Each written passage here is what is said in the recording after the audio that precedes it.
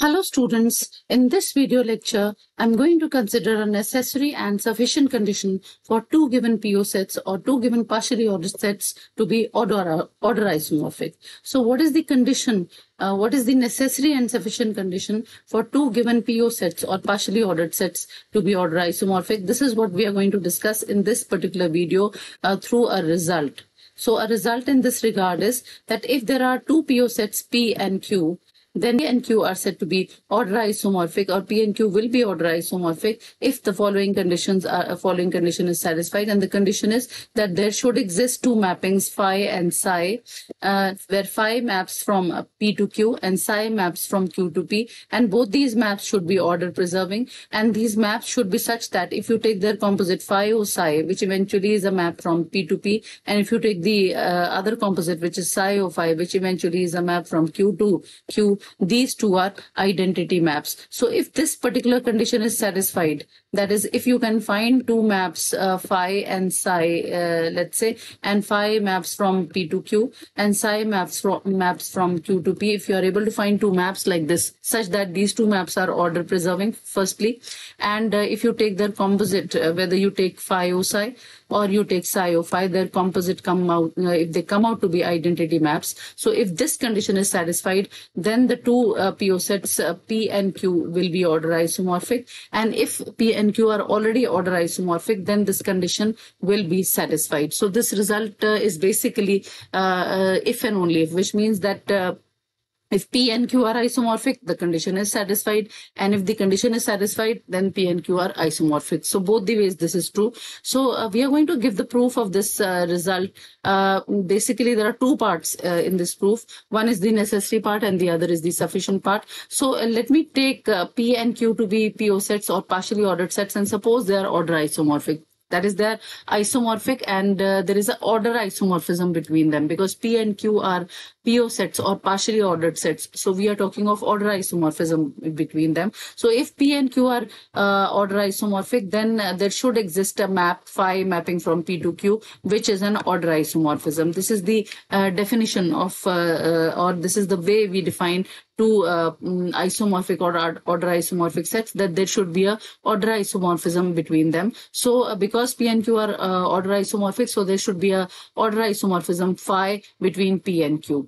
Again, in my earlier video, I have already discussed that inverse of an order isomorphism is an order isomorphism. So by that reason, using that, because phi mapping from P to Q is an order isomorphism, and therefore a bijection, that is a 1-1 onto map. This also we have discussed in my earlier video. So therefore we can, because phi is a bijection or a 1-1 onto map, so we can talk of inverse of phi, which is phi inverse, and this is a map from Q to P, and only exists, but it is itself an order isomorphism, as I have already told you that we have discussed this in my earlier video. So one can refer to those videos in which this fact has been discussed, that inverse of an order isomorphism is an order isomorphism. This is one thing. And the second fact, that order isomorphism is always a bijection, that is a 1-1 onto map. So we can always talk of its inverse. So these two facts were discussed in my earlier video. So we have two mappings in hand with us. One is the order isomorphism phi, which is maps from P to Q. This is one mapping, and the other is the mapping phi inverse, the inverse of phi, which maps from Q to P. And also in my earlier video, we have discussed that an order isomorphism is always order preserving. So therefore, because phi and phi inverse both are order isomorphisms, so both are order preserving as well. So this is another fact that we have. So phi and phi inverse are both order preserving maps. This is one thing. And because phi and phi inverse are inverse of each other, because phi inverse is inverse of phi. So if you take the composite of phi o phi inverse, this maps from Q to Q, because the domain of phi is Q, and it takes everything from Q to P. And then when you take the composite when you take phi, when this composite phi acts on this, then everything from P is again taken to Q. So basically, if you take the composite of phi O phi inverse, if you take this composite, this is a map from Q to Q, as I have mentioned over here. By the same reason, because phi is a map from P to Q that we know. So everything from P is taken to Q, and in the composite, when you take the composite map over here, when the phi inverse acts on phi, then everything is eventually finally taken to P. So basically, phi inverse O phi is a map from P to P. So when you take these two composites, when you take the composite phi O phi inverse, or you take the composite phi inverse O phi, because phi and phi inverse are inverse of each other, so these two maps are basically, these two composites are identity maps. Just because this the inverse, the composite of map and its inverse is identity map, and phi O phi inverse, as I have already explained, maps from Q to Q, and phi inverse O phi maps from P to P. So there are so finally, this is the conclusion that we have, that phi is a map from P to Q, and this is an order preserving map, and phi inverse we are denoting by psi. So psi, which is actually phi inverse, maps from Q to P, and this is order preserving as well. And phi inverse O phi, or which is psi O phi, because psi I'm using to denote the inverse of phi, which is phi inverse. So psi O phi is a map from P to P, and phi O psi, which is phi O phi inverse actually, because psi is phi inverse, this is a map from Q to Q. Both are identity maps. So these are nothing but they are conditions in the given in the result, that we should be able to find two maps, namely, let's say phi and psi. We are calling them by phi and psi. Both these maps must be order preserving. We have seen that both these maps, phi and psi, are order preserving. And if we take their composite, psi O phi, and if we take phi O psi, then their composite should be identity. It should be an identity map. So both the composites are identity maps. So the conditions given in the theorem are satisfied, and this is what we had to show. So this is the necessary part, that given P to be a partially ordered set or a PO set which is isomorphic to another partially ordered set, which is Q, you have the conditions given in the theorem should be satisfied, which they are in this particular case. And now coming to the sufficient part, converse part. The converse part is, suppose the conditions given in the result are satisfied, which means that there are two maps, namely phi and psi. Both of them are order preserving, and if you take their composite, then their composites which map from P to P and Q to Q, both these are identity maps. Suppose these conditions are satisfied, then we have to show that P is isomorphic to Q. This is the requirement of the sufficient part or the converse part. Now phi is order preserving in the second part. This is given to us, and by definition of an order preserving map, because phi maps from P to Q, so by definition, if you pick up any two elements x and y belonging to the domain which is P, such that x is related to y or x is less than or equal to y, then by definition of order preserving map, their images, which is phi x and phi y, should also behave in the same way, which means that phi x should be less than or equal to phi y in Q, or phi x should be related to phi y in Q. This should happen. This is the definition of order preserving map, and I'm marking this as 1. Now we have to show the opposite, which means that I have to show that if the images are related, if phi x and phi y are related, or phi x is less than or equal to phi y in Q, then I have to show that the elements are also related, which means that x is related to y in P. So let phi x be related to phi y in Q.